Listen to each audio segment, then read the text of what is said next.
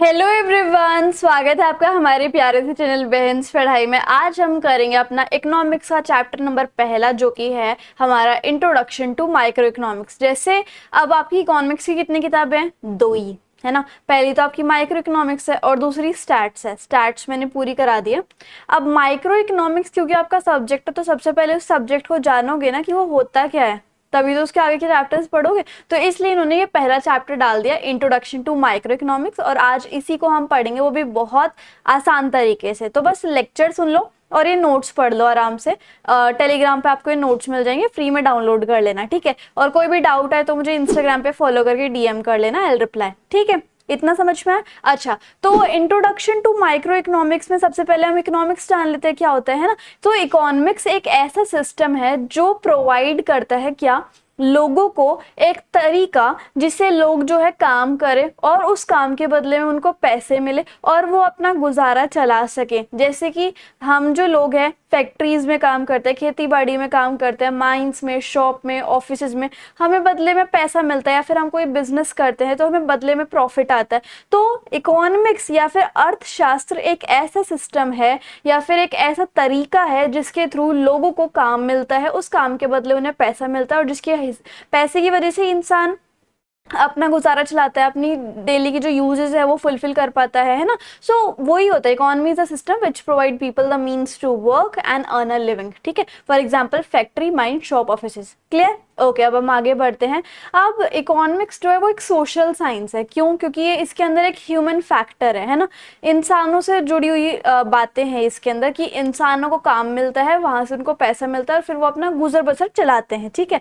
साथ ही साथ इकोनॉमिक्स जो है वो एक तो मैंने आपको बता दिया कि ये इंसानों की वेलफेयर से रिलेटेड है, इंडिविजुअल से रिलेटेड है, as well as society level से भी ये रिलेटेड है, तो ये सोशल साइंस है। दूसरा, जैसे हमारे पर्यावरण में कितने सारे साधन है, कितने सारे रिसोर्सेज है, जिनकी वजह से हमारी डेली की नीड्स जो वो सेटिस्फाई होती है, लेकिन क्या वो रिसोर्सेज अनलिमिटेड है? बताओ बताओ।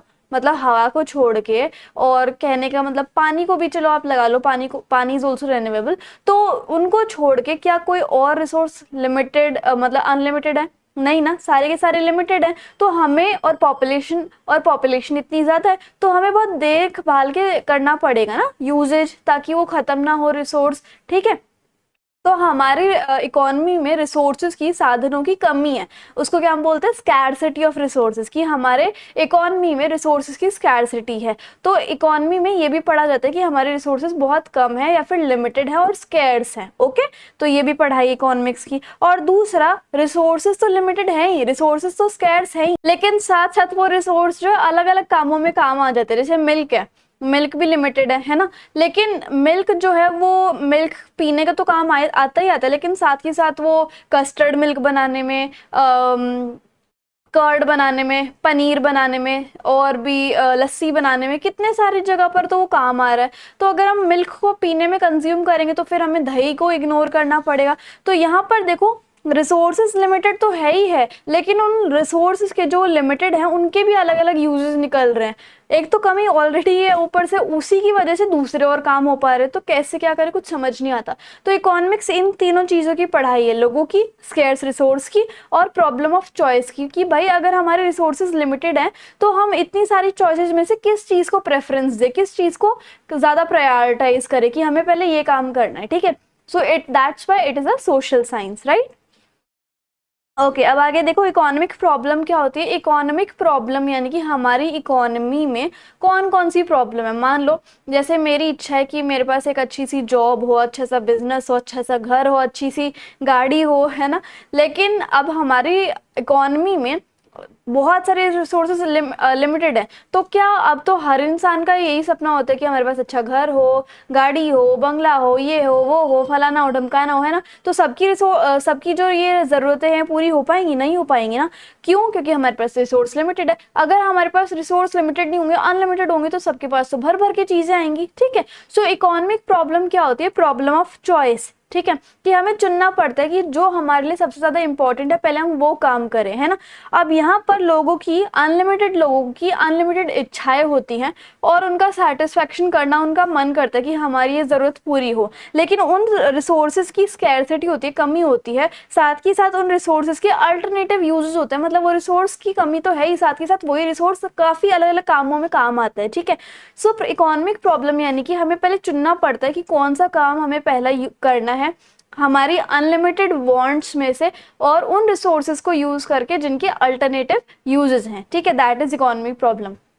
स्कैरसिटी मतलब क्या होती है, कमी। स्कैरसिटी ही इकोनॉमी की प्रॉब्लम है। अगर स्कैरसिटी नहीं होती, कोई भी चीज लिमिटेड नहीं होती, तो फिर तो हम सभी को वो सब दे देते जिसको उनकी जरूरत है। मान लो अगर मेरी इतनी सारी इच्छा है तो मुझे तो सब मिल जाएगी, अगर किसी चीज की कमी नहीं होगी तो, है ना। तो स्कैरसिटी मतलब कि कमी। और इसको हम एक तरीके से और भी कह सकते हैं कि भाई डिमांड तो बहुत ज्यादा है किसी भी चीज की, आईफोन की डिमांड बहुत ज्यादा, बट सप्लाई कम है, क्यों? क्योंकि रिसोर्सेज कम है।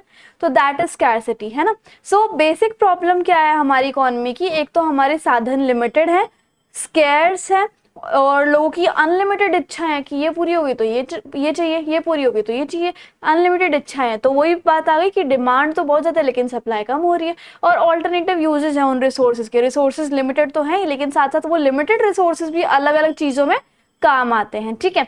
अच्छा, अब रीजन क्या है इकोनॉमिक प्रॉब्लम के, ये इकोनॉमिक प्रॉब्लम क्यों आ रही है? क्योंकि एक तो लोगों की अनलिमिटेड वांट है, स्कैरसिटी ऑफ रिसोर्सेज है, और उन स्कैर्स रिसोर्सेज के अल्टरनेटिव यूसेज है, ठीक है। तो स्कैरसिटी मैंने आपको समझा दिया क्या होता है, कि जितनी डिमांड है उतनी ज्यादा सप्लाई हो नहीं पा रही है, और स्कैरसिटी ही एक बेसिक प्रॉब्लम है हमारी इकोनॉमी की, ठीक है। चाहे आपकी कैसी भी इकोनॉमी हो, चाहे आपका डेवलप्ड नेशन है या फिर अंडर डेवलप्ड नेशन है, चाहे आपके पास लिमिटेड मतलब कोई भी चीज, चाहे आपके कितना ही बड़ा देश है कितना ही छोटा देश है, कोई भी देश की किसी भी देश की इकोनॉमी जो है वो ऐसी नहीं हो सकती जो फुली लाइक अनलिमिटेड है। सारी इकोनॉमीज आपको लिमिटेड ही मिलेंगी, ठीक है। सो यहाँ पर अब रिसोर्स आपको स्कैर्स मिलेंगे ही मिलेंगे। दूसरा, अनलिमिटेड ह्यूमन वांट्स, ह्यूमन की जो जरूरतें हैं, ह्यूमंस की जो इच्छाएं हैं वो कभी भी पूरी नहीं हो सकती है। एक खत्म हुई तो दूसरी आ गई। तो लोग जो है उनकी पॉपुलेशन तो होती जा रही है इतनी ज्यादा, साथ ही साथ उनकी डिमांड भी बढ़ती जा रही है, और उनकी डिमांड बढ़ती जा रही है तो फिर हमारे यहाँ काफी ज्यादा डिमांड बढ़ रही है, लेकिन डिमांड के बाद हमारा सप्लाई कम हो रहा है क्योंकि हमारे पास रिसोर्स ही नहीं है इतना ज्यादा प्रोड्यूस करने के लिए, है ना। सो इसलिए हर एक इंडिविजुअल को ये ध्यान रखना पड़ेगा कि मुझे सबसे पहले वो काम उठाना है या फिर वो चीज मुझे चाहिए है जिसको मेरे को सबसे ज्यादा जरूरत है, ठीक है। तो वो चीज मैं सबसे पहले करूंगा। उसके बाद ऑल्टरनेट यूजेस ऑफ रिसोर्सेज, मैंने आपको समझा दिया कि रिसोर्स जो है वो स्केर्स तो है ही है, साथ ही साथ वो रिसोर्स जो है वो साधन जो है अलग अलग तरीकों में यूज किया जा सकता है। जैसे कि लैंड है, जमीन है, उसके ऊपर सिर्फ खेती ही नहीं हो सकती, काफी सारी चीजें हो सकती हैं, जैसे फैक्ट्री सेटअप हो सकती है, स्कूल सेटअप हो सकता है। सो इकोनॉमी को डिसाइड करना पड़ता है, चूज करना पड़ता है कि भाई कौन सा स्कैर्स रिसोर्स जो है वो ऑल्टरनेट यूज है ना। सो इस तरीके से चॉइस करनी पड़ती है हमारी इकोनॉमी को कि भाई पहले हमारे लिए ज्यादा इंपॉर्टेंट क्या है, वो चीज हम पहले करेंगे, और हमारी इकोनॉमी में प्रॉब्लम ऑफ चॉइस भी है, ठीक है। अब हमारा जो मोस्ट इंपॉर्टेंट टॉपिक है इस चैप्टर का वो है सेंट्रल प्रॉब्लम ऑफ इकोनॉमी। अब ये सेंट्रल प्रॉब्लम क्यों कहलाती है इकोनॉमी की? क्योंकि हमारी इकोनॉमी की जितनी भी प्रॉब्लम्स है वो इस सेंट्रल प्रॉब्लम के इर्द गिर्द ही घूमती रहती है। तो इसलिए हमने 3 सेंट्रल प्रॉब्लम्स निकाली हैं, क्योंकि सारी बेसिक प्रॉब्लम्स इन्हीं 3 प्रॉब्लम्स के अंदर आ जाती हैं, ठीक है। और ये जो प्रॉब्लम्स हम तीनों पढ़ेंगे ना, सेंट्रल प्रॉब्लम, ये किसके अंदर आती है? Problem of allocation of resource के अंदर, ठीक है।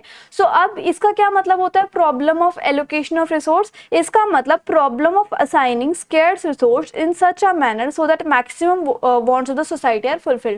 हमने ये पढ़ा कि लोग जो हैं उनकी डिमांड्स बढ़ती जाती हैं, अनलिमिटेड वांट्स है उनकी वांट्स बढ़ती जाएंगी, डिमांड्स बढ़ती जाएंगी, लेकिन हमारे पास लिमिटेड रिसोर्स हैं। तो ये जो problem of allocation of resource है, इसमें ये पढ़ाया जाता है या फिर ये किया जाता है कि हम उन लिमिटेड रिसोर्सेज को कुछ इस तरीके से ऑर्गेनाइज करें या फिर इस तरीके से असाइन करें कि सभी लोगों की जितनी ज़्यादा से ज़्यादा ज़रूरत पूरी हो सके हम उतनी करें। So that is problem of allocation of resource, ठीक है। अब हमारे कौन कौन सी प्रॉब्लम है इकोनॉमिक सिस्टम में, व्हाट टू प्रोड्यूस, मतलब कि सेंट्रल प्रॉब्लम्स कौन कौन सी हैं, what to produce, how to produce and for whom to produce. ठीक है, अब सबसे पहले हम व्हाट टू प्रोड्यूस करेंगे, what to produce and how much to produce, इसमें कंफ्यूज मत हो जाना।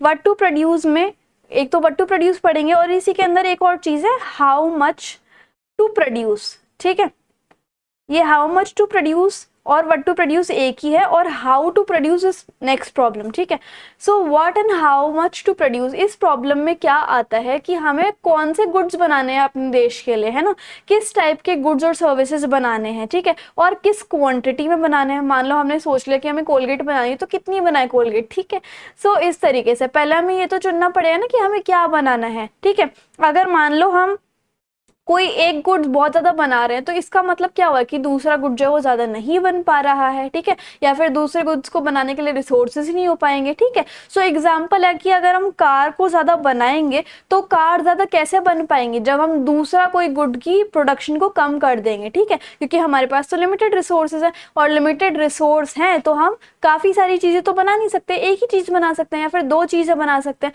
तो अगर हम ज्यादा कार बनाने लग गए, इसका क्या मतलब है कि हमने किसी दूसरे गुड की प्रोडक्शन रोक दी। और अगर हम लिमिटेड कार्स और दूसरा गुड बना रहे, इसका मतलब दोनों में रिसोर्सेज जो है बांट दिए गए हैं। ठीक है, और एक और एग्जांपल देखो, जो वॉर गुड्स होते हैं, जो हथियार होते हैं, उनका प्रोडक्शन तभी पॉसिबल होगा जब हम सिविल गुड्स की प्रोडक्शन को रोक देंगे। सिविल गुड्स जैसे जैसे मेट्रो बनाने में कोई गुड लग गया, या फिर कोई और चीजें लाइक इंफ्रास्ट्रक्चर बनाने में कोई चीजें लग गई, तो उन गुड्स की प्रोडक्शन को रोक के अगर हम वॉर गुड्स बना रहे हैं ज्यादा से ज्यादा, तो तभी वो पॉसिबल है जब रिसोर्सेज जो है वो ज्यादा से ज्यादा वॉर गुड्स बनाने में लगाए जाएंगे, है ना।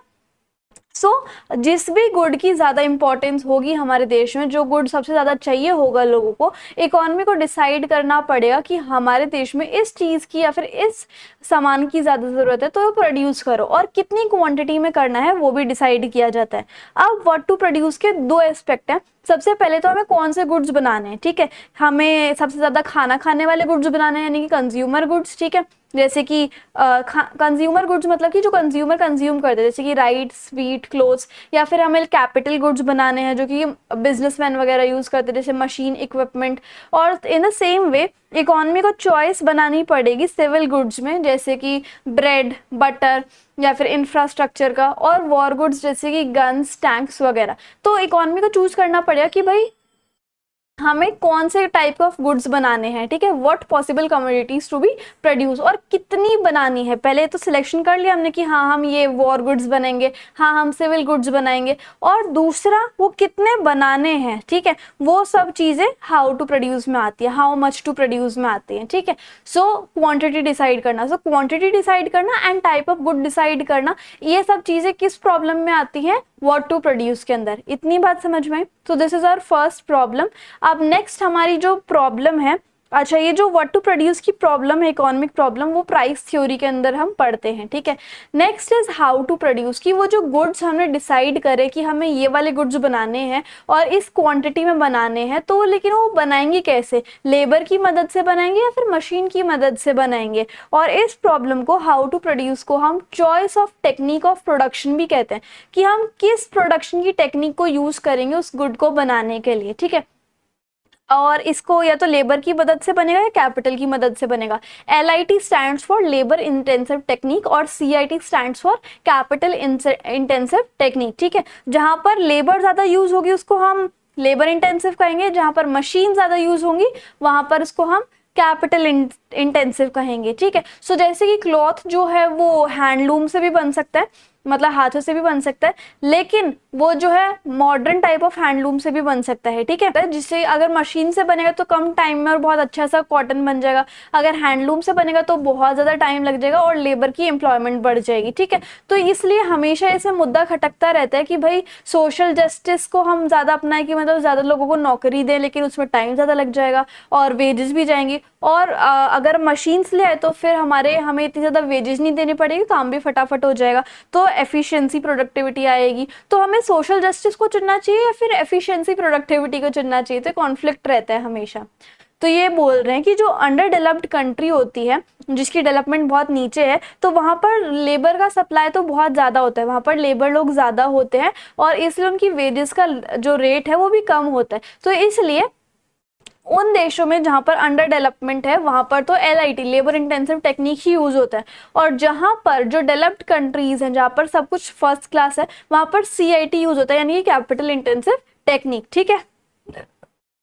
इन economics problem of how to produce जो है वो, ये जो इकोनॉमिक प्रॉब्लम है किसके अंडर पढ़ी जाती है, थ्योरी ऑफ प्रोडक्शन के अंडर पढ़ी जाती है। And now the next is for whom to produce, कि हम सोसाइटी में 3 टाइप के लोग होते हैं, rich class, middle class and poor class. ठीक है।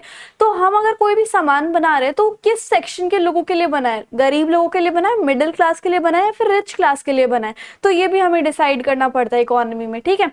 तो ये किस चीज के ऊपर डिपेंड करता है कि नेशनल इनकम किस तरीके से आपकी डिस्ट्रीब्यूट हो रही है। ठीक है। अब यहाँ पर ये देखो, ये जो इकोनॉमिक प्रॉब्लम है ये किसके अंडर पढ़ी जाती है, थ्योरी ऑफ डिस्ट्रीब्यूशन के अंडर, या फिर इसको हम problem of distribution of national income भी कहते हैं। इसमें क्या होता है कि जैसे नेशनल इनकम जो है वो डिवाइड होती है लोगों के अंदर, ठीक है, कि आपके इतने पैसे, आपके इतने पैसे, आपके इतने पैसे, based on the work you did. ठीक है। लेकिन आपको पता है कि हर इंसान को अलग अलग पे स्ट्रक्चर मिलता है, लेबर को अलग पे मिलेगा, ऑफिस में जो काम करते हैं उनको अलग पे मिलेगा, ठीक है, और उसके बाद इंजीनियर्स को अलग पे मिलेगा, डॉक्टर्स को अलग पे मिलेगा, तो सब में अनइक्वल डिस्ट्रीब्यूशन ऑफ इनकम है। ठीक है। पुअर पीपल को कभी कभी कुछ भी नहीं मिलता है ना। सो यहाँ पर नेशनल इनकम जो है सभी टाइप ऑफ लोगों में अलग अलग तरीके से बंटती है। ठीक है। तो अब लोगों की परचेजिंग कैपेसिटी क्या है, क्या इंडिया का हर एक इंसान लैपटॉप अफोर्ड कर सकता है, नहीं कर सकता, कुछ लोग अफोर्ड कर सकते हैं, कुछ लोग नहीं कर सकते। क्या इंडिया का हर एक इंसान कोई एक टॉफी अफोर्ड कर सकता है, कि हाँ शायद वो तो कर ही सकते हैं ना। क्या इंडिया का हर इंसान एप्पल खरीद सकता है, नहीं खरीद सकता। तो हमें एक गुड बनाने से पहले ये डिसाइड करना पड़ेगा कि हम मिडिल क्लास वालों के लिए बना रहे हैं, रिच क्लास वालों के लिए बना रहे हैं, या इन दोनों के लिए बना रहे हैं, या फिर स्पेशली पुअर क्लास लोगों के लिए बना रहे हैं। ठीक है। ये डिपेंड करता है उनकी पेइंग कैपेसिटी पे, उनकी पेइंग कैपेसिटी पे। अब जैसे हम ये निकालते हैं कि इंडिया में कितनी इनकम है हर इंसान की, एवरेज इनकम हम निकालते हैं ना इंडिया में, तो उसी के हिसाब से डिसाइड किया जाता है कि हमारे इंडिया में हर इंसान कितना खर्च सकता है, उसी हिसाब से प्रोडक्ट बनाए जाते हैं। ठीक है। सो ये हो गया हमारा कि कितने टाइप की प्रॉब्लम है, मतलब सेंट्रल प्रॉब्लम ऑफ इकोनॉमी हो गया। अच्छा, मैंने आपको बता दिया कि इकोनॉमी क्या होता है, स्कैरसिटी क्या होती है, बेसिक प्रॉब्लम क्या होती है इकोनॉमी की। ठीक है। सेंट्रल प्रॉब्लम्स कौन सी होती हैं, स्कैरसिटी ऑफ रिसोर्सेज बता दिया, ऑल्टरनेट यूजेस बता दिया ऑफ स्कैर्स रिसोर्सेज, और उसके बाद मैंने क्या बताया कि अनलिमिटेड वांट्स होती हैं, ये बेसिक प्रॉब्लम्स है ना। और यही सब चीज़ें आई गेस हमने अभी तक पढ़ी हैं। ठीक है। और सेंट्रल प्रॉब्लम्स भी हमने कवर कर लिया है। अच्छा, इकोनॉमी एक सोशल साइंस है, वो भी मैंने आपको बता दिया। Now the next concept is opportunity cost. Opportunity cost क्या होती है, is the cost of next best alternative foregone. अब ये जो डेफिनेशन मैंने बोली है, opportunity cost is the cost of next best alternative foregone, ये आपको थोड़ी रटनी पड़ेगी, लेकिन इसका मतलब क्या होता है ये आपको एक एग्जाम्पल से समझ में आएगा। जैसे अगर जैसे हम एक एग्जाम्पल लेते हैं कि अगर एक टीचर को एक स्कूल में 5,000 रुपये मिल रहे हैं, और अगर वो दूसरे स्कूल में चला गया जहां पर उसको 6,000 मिल रहे हैं, तो उसकी अपॉर्चुनिटी कॉस्ट कितनी होगी, 5,000 रुपये। क्यों? क्योंकि इसने उसको छोड़ दिया, इस ऑफर को उसने छोड़ दिया और वो 6,000 रुपये वाले स्कूल के अंदर चला गया। ठीक है। सो अपॉर्चुनिटी कॉस्ट उस कॉस्ट को कहते हैं जो कि opportunity cost is the cost of next best alternative. Next best alternative कि उसे अगला कोई अच्छा सा बेस्ट सा एक तरीका मिल गया, एक रास्ता मिल गया है, एक ऑफर मिल गया है, और दूसरा जो है वो फॉरगॉन हो गया, दूसरा जो रास्ता था वो फॉरगॉन हो गया, वो चला गया। So is the cost of next best alternative foregone. ठीक है। तो ये वाली जो कॉस्ट है वो चली गई है, फॉरगॉन है, तो ये 5,000 रुपये जो है अपॉर्चुनिटी कॉस्ट है। ठीक है। या फिर आप इसको ऐसे भी बोल सकते हो, value at next best alternative, की इस वैल्यू पे ही अगला बेस्ट ऑल्टरनेटिव हमें मिला है, सो दैट इज अपॉर्चुनिटी कॉस्ट। ठीक है। अब एग्जाम्पल ऑफ अपॉर्चुनिटी कॉस्ट हम और क्या देख सकते हैं कि हम रेस्टोरेंट में ईट कर रहे हैं, बल्कि उसकी जगह हम बुक्स को भी परचेज कर सकते थे, लेकिन हमने बुक्स को परचेज ना करके वो पैसे जो है रेस्टोरेंट में खाने में लगा दिए। सो कौन सा ऑफर जो है छूट गया, बुक्स नॉट परचेज का, सो दैट इज हमारी अपॉर्चुनिटी कॉस्ट। अगला देखो, time, the opportunity cost of time devoted to study is leisure not done, कि आपने अपना टाइम जो है पढ़ाई में लगा दिया और आपने आराम नहीं किया, ऐशो आराम नहीं चूज किया, तो आपका अपॉर्चुनिटी कॉस्ट क्या हुई, लीजर नॉट डन। ठीक है, कि आपने आराम नहीं किया, आपने पढ़ाई में इन्वेस्ट किया, तो फॉरगॉन क्या हुआ, लीजर नॉट डन। ठीक है, अब हमें बात करने की माइक्रो इकोनॉमिक्स क्या होती है और मैक्रो इकोनॉमिक्स क्या होती है, right. Now difference between micro economics और मैक्रो इकोनॉमिक्स। तो भाई माइक्रो इकोनॉमिक्स जो है ना, वो इकोनॉमी की छोटी छोटी छोटी छोटी चीजों को पढ़ती है। ठीक है, इंडिविजुअल यूनिट्स ऑफ इकोनॉमी। ठीक है, अब ये हर एक इंडिविजुअल की इनकम, हर एक इंडिविजुअल चीज का प्राइस ये देखती है, इंडिविजुअल आउटपुट देखती है। ठीक है, कि इस एक फैक्ट्री से, इस एक इंडिविजुअल फैक्ट्री से कितना आउटपुट आया है, इसलिए इंडिविजुअल चीजों को ही डील करती है। ठीक है, ये जैसे हमने 3 सेंट्रल प्रॉब्लम ऑफ इकोनॉमी को पढ़ा है, तो इसकी माइक्रो इकोनॉमिक्स की सेंट्रल प्रॉब्लम का क्या नाम है, प्राइस डिटर्मिनेशन। ठीक है, और एलोकेट कैसे करना है अपने रिसोर्सेज को, रिसोर्सेज कह रहे हैं तो उनका एलोकेशन कैसे करा जाए सही तरीके से, और इसके मेन टूल्स क्या हैं, डिमांड एंड सप्लाई। ओके, ये जो है ये कौन सी सेंट्रल प्रॉब्लम को सॉल्व करने में हेल्प करती है, what, how and for whom to produce in an economy, तीनों प्रॉब्लम को सॉल्व करने में हेल्प करती है। ठीक है, ये दिखाती है कि कैसे इक्विलिब्रियम जो है वो किसका, कंज्यूमर का, प्रोड्यूसर का या फिर इंडस्ट्री का वो मिलेगा। मतलब कंज्यूमर का इक्विलिब्रियम कैसे मिलेगा, प्रोड्यूसर का इक्विलिब्रियम कैसे मिलेगा और इंडस्ट्री का इक्विलिब्रियम कैसे मिलेगा। ये इक्विलिब्रियम वाले चैप्टर भी आगे आएंगे आपके। ठीक है, तो वो उसमें और अच्छे से क्लियर हो जाएगा। अब प्राइस जो है इनका मेन डिटर्मिनेंट है माइक्रो इकोनॉमिक की प्रॉब्लम का। ये जो है अनरियलिस्टिक एजम्पशन के ऊपर बेस्ड होते हैं, कि मतलब ऐसी एजम्पशन जो कि रियलिस्टिक लगती ही नहीं है उसके ऊपर माइक्रो इकोनॉमिक्स बेस्ड होती है। और इसकी एग्जांपल देखो, individual income, individual saving, price determination of a community. ठीक है, और ऐसी मैक्रो इकोनॉमिक्स है, लेकिन ये इकोनॉमी को एज अ होल पढ़ती है, स्टडी करती है। ठीक है, ये किस चीज को पढ़ती है, नेशनल इनकम को पढ़ती है, और सभी का मतलब सारी कम्युनिटीज का एक जनरल प्राइस कितना होना चाहिए वो देखती है, नेशनल आउटपुट की पूरे देश में कितना आउटपुट आ रहा है उसको देखती है। ठीक है, इसकी सेंट्रल प्रॉब्लम क्या है कि इनकम एंड एम्प्लॉयमेंट के लेवल को कैसे डिटरमाइन करना है, ज्यादा इनकम बढ़े, ज्यादा एम्प्लॉयमेंट बढ़े, ये इसको पढ़ना है और इसको सॉल्व करना है। वो ये चाहती है मैक्रो इकोनॉमिक्स की सभी की इनकम बढ़े, सभी को एम्प्लॉयमेंट मिले। तो इसकी सेंट्रल प्रॉब्लम क्या है कि लेवल ऑफ इनकम ऑफ और एम्प्लॉयमेंट को हमें डिटरमाइन करना है। इसके मेन टूल्स क्या है, एग्रीगेट डिमांड की मतलब सभी की डिमांड, और एग्रीगेट सप्लाई मतलब सभी की सप्लाई। ठीक है, it helps to solve the central problem, किस चीज की सेंट्रल प्रॉब्लम को सॉल्व करती है, full of employment of resources in the economy की। एक तो रिसोर्सेज हैं उनका अच्छे तरीके से यूज हो पूरी इकोनॉमी में, इस सेंट्रल प्रॉब्लम को मैक्रो इकोनॉमिक्स सॉल्व करती है। अब इसमें क्या होता है, जैसे यहाँ पर तो कंज्यूमर, प्रोड्यूसर और इंडस्ट्री का इक्विलिब्रियम कैसे पाया जाए वो बताया हुआ था, लेकिन यहाँ पर इनकम एंड एम्प्लॉयमेंट का इक्विलिब्रियम लेवल डिटरमाइन करना मैक्रो इकोनॉमिक्स का काम है, कि हर इंसान की कम से कम इतनी इनकम तो होनी चाहिए और 100 में से इतने लोगों को तो एम्प्लॉयमेंट मिलनी चाहिए। इस टाइप के लेवल को या फिर इक्विलिब्रियम लेवल को डिटरमाइन करना मैक्रो इकोनॉमिक्स का काम है। प्राइस जो है मेन डिटर्मिनेंट है macro of all macro economic problem, और इसकी लिमिटेशन क्या है कि इसमें ये देखा जाता है कि sometimes doesn't prove true for aggregate, कि मतलब कोई चीज़ ऐसी होती है जो पूरी कंट्री के लिए मतलब सही नहीं बैठती है, कि नहीं ये चीज़ हमें पूरी कंट्री के लिए नहीं करनी चाहिए। तो ये इंडिकेट कर दिया जाता है कि अगर मैक्रो इकोनॉमी में ये चीज़ सूट नहीं हो रही तो माइक्रो इकोनॉमी में भी सूट नहीं होगी। तो ये लिमिटेशन है, क्या पता अगर पूरी कंट्री के लिए काम ना करे, इंडिविजुअल लेवल पे काम कर जाए कोई चीज़, है ना, तो ये लिमिटेशन है इसकी। और एग्जाम्पल देखो क्या है, national income, national saving, general price level, aggregate demand, aggregate supply, ये मैंने खुद से बताया, पॉवर्टी और अनएम्प्लॉयमेंट। ओके, अब इसी के साथ साथ हमें ये भी पढ़ना है कि पॉजिटिव इकोनॉमिक्स क्या होती है और नॉर्मेटिव इकोनॉमिक्स क्या होती है ना। पॉजिटिव इकोनॉमिक्स का क्या होता है, इसमें जवाब मिलता है व्हाट इज का। ठीक है, what is the real facts. ठीक है, कि क्या अभी स्टेटस है किसी चीज का हमारे इंडिया में या फिर हमारी कंट्री में, ये फैक्ट्स के ऊपर डिपेंड होती है, जो फैक्ट्स असली वाले होते हैं। इसको हम वेरीफाई कर सकते हैं एक्चुअल डाटा से, इसके अंदर कोई सेंटिमेंट्स, इमोशनल वैल्यू जजमेंट्स नहीं होते, इसलिए सजेस्टिव नहीं है नेचर में। जैसे कि for example price levels in India are rising, ये फैक्ट है कि प्राइस लेवल सच्ची में राइज कर रहे हैं, ठीक है। सो ये व्हाट इज वाली जो चीजें हैं, फैक्ट्स हैं, उसको दर्शाता है। There is high rate of unemployment in India, ये भी फैक्ट है। बेशक से डाटा आप देख सकते हो कि अनएम्प्लॉयमेंट जो है इंडिया में वो बहुत ज्यादा रेट है। और नॉर्मेटिव इकोनॉमिक्स क्या होती है कि हमें क्या करना चाहिए, व्हाट ऑट टू बी और व्हाट शुड बी, है ना। ये फैक्ट्स के ऊपर डिटरमाइन नहीं होती है, ऐसा कोई फैक्ट्स नहीं होता इसमें। इसको हम एक्चुअल डाटा से वेरीफाई नहीं कर सकते, इसमें वैल्यू जजमेंट्स आते हैं। जैसे कि मान लो अगर हमने यही पढ़ा कि इंडिया में अनएम्प्लॉयमेंट के रेट बढ़ रहे हैं, तो यहाँ पर क्या लिख सकते हैं कि हम क्या सजेशन दे सकते हैं, क्या वैल्यू जजमेंट दे सकते हैं। अनएम्प्लॉयमेंट रेट को हमें रिड्यूस करना चाहिए, शुड बी रिड्यूस, उसको हमें कम करना चाहिए, ठीक है। सो ये सजेस्टिव है नेचर में, इसमें सजेशंस दिए जाते हैं नॉर्मेटिव इकोनॉमिक्स में, ठीक है।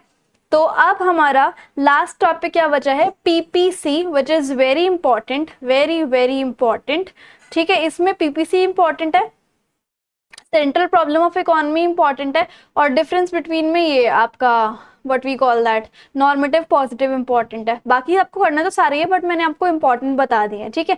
पीपीसी क्या होता है, अब हम वो पढ़ते हैं। नाउ पीपीसी एक ऐसा कर्व होता है, एक ऐसा गोला टाइप होता है, ऐसा गोला भी नहीं मतलब कर्व होता है, जिसके अंदर किन्हीं भी दो गुड्स का कॉम्बिनेशन आता है, कि इन दोनों गुड्स का, जैसे कि बटर एंड गन, ठीक है। इन दोनों गुड्स को आप लगा लो, इन दोनों गुड्स का कॉम्बिनेशन, कि ये कैसे प्रोड्यूस हो रहे हैं, बढ़ रहे हैं, इनकी प्रोडक्शन घट रही है, कि इनके रिसोर्सेज में बदलाव आ रहा है, टेक्नोलॉजी में बदलाव आ रहा है। तो यहाँ पर एक ऐसा कर्व होता है जो कि कॉम्बिनेशन ऑफ टू गुड्स को दर्शाता है कि उनकी प्रोडक्शन कैसे हो रही है इकोनॉमी में, और रिसोर्सेज एंड टेक्नोलॉजी कैसे है उन दोनों गुड्स को सपोर्ट करने के लिए, ठीक है। पीपीसी को हम प्रोडक्शन पॉसिबिलिटी फ्रंटियर भी बोलते हैं, यानी कि पीपीएफ, और ट्रांसफॉर्मेशन कर्व भी बोलते हैं, ठीक है। इस पिक्चर में देखो, ये है हमारा पुराने वाला पीपीसी, पुराने वाला कर्व, और एक्स एक्सिस जो है वो गुड नंबर 1 को शो कर रही है। गुड नंबर 1 क्या है, एग्रीकल्चर वाले गुड्स, ठीक है। और वाई एक्सिस जो है वो गुड नंबर 2 को शो कर रही है, यानी कि कैपिटल गुड्स को, ठीक है।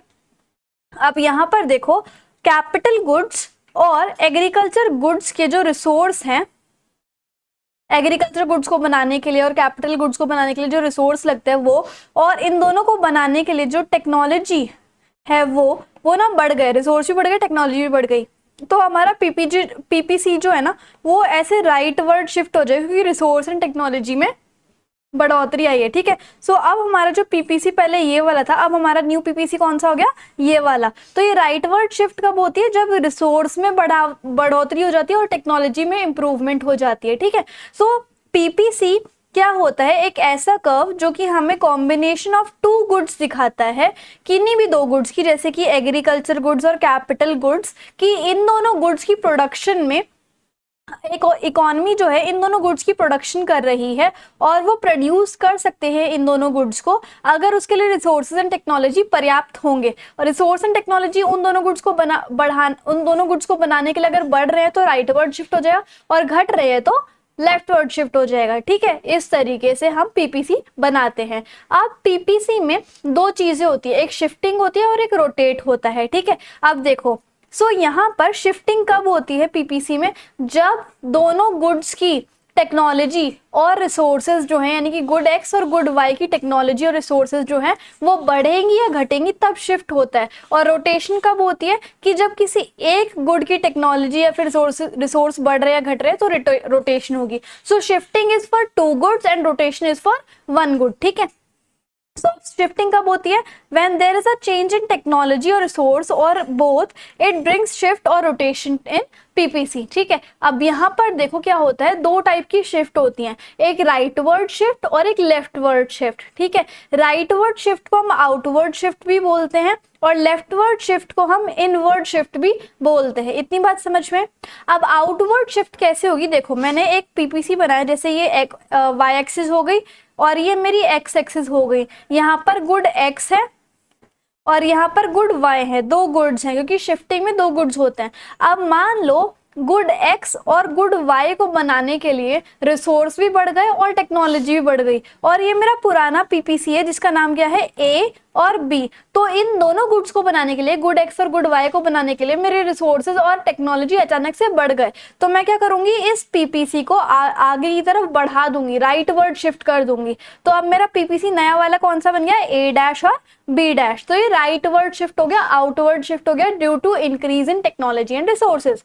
और ये कब होता है, जब रिसोर्स बढ़ जाते हैं, टेक्नोलॉजी इंप्रूव हो जाती है, नए रिसोर्सेज की डिस्कवरी हो जाती है, पॉपुलेशन बढ़ जाते हैं, कैपिटल गुड्स में इन्वेस्टमेंट किया जाता है, ट्रेनिंग अच्छे से हो जाती है एम्प्लॉयज़ की, तब ये सब चीज़ें बढ़ जाती हैं। और डिक्रीज यानी कि लेफ्टवर्ड शिफ्ट कब होता है, कि जब दोनों गुड्स की यानी कि गुड एक्स और गुड वाई को बनाने के लिए रिसोर्स या फिर टेक्नोलॉजी कम हो गए, तो आपका ये जो पीपीसी पहले ए बी था वो अब लेफ्ट वर्ड शिफ्ट हो जाएगा, इस तरीके से शिफ्ट हो जाएगा। क्यों, क्योंकि डिक्रीज होगा रिसोर्स और टेक्नोलॉजी, तो लेफ्ट वर्ड शिफ्ट होगा। पीपीसी जो है वो ए से लेकर ए डैश और बी से लेकर बी डैश पे शिफ्ट हो गया, ठीक है। सो इसको हम कहते हैं लेफ्ट वर्ड शिफ्ट। अब ये लेफ्ट वर्ड शिफ्ट क्यों होता है, क्योंकि रिसोर्स जो है वो बर्बाद हो गए किसी डिजास्टर की वजह से, किसी ड्रॉट की वजह से, और टेक्नोलॉजी भी डिग्रेड हो गई। जैसे एक एग्जाम्पल यहाँ पर दिया हुआ है कि लेफ्ट वर्ड शिफ्ट क्यों हो जाता है। रियलिस्टिक एग्जाम्पल है, जापान में 11 मार्च 2011 को 3 डिजास्टर आए थे। 9 पॉइंट का अर्थक्वेक, सुनामी आई थी और पावर प्लांट का इंसिडेंट हुआ था, जिसकी वजह से कंट्री की जो प्रोडक्शन है वो बहुत ही ज्यादा घट गई थी। इसकी वजह से लेफ्टवर्ड शिफ्ट आ गया, ठीक है। अब आप समझ गए ना। Next is rotation of PPC. Rotation कब होती है, जब हम किसी एक गुड की बात कर रहे हैं, तो गुड एक्स की या फिर गुड वाई की, ठीक है।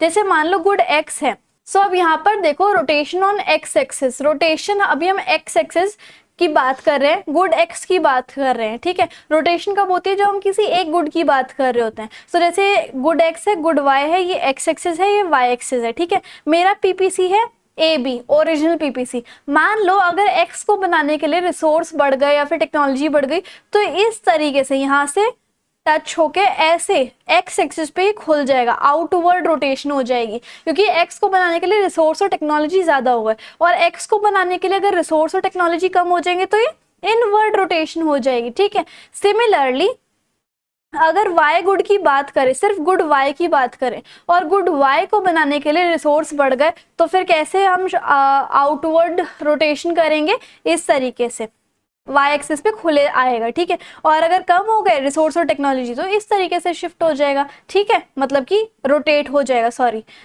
Inward rotation, okay.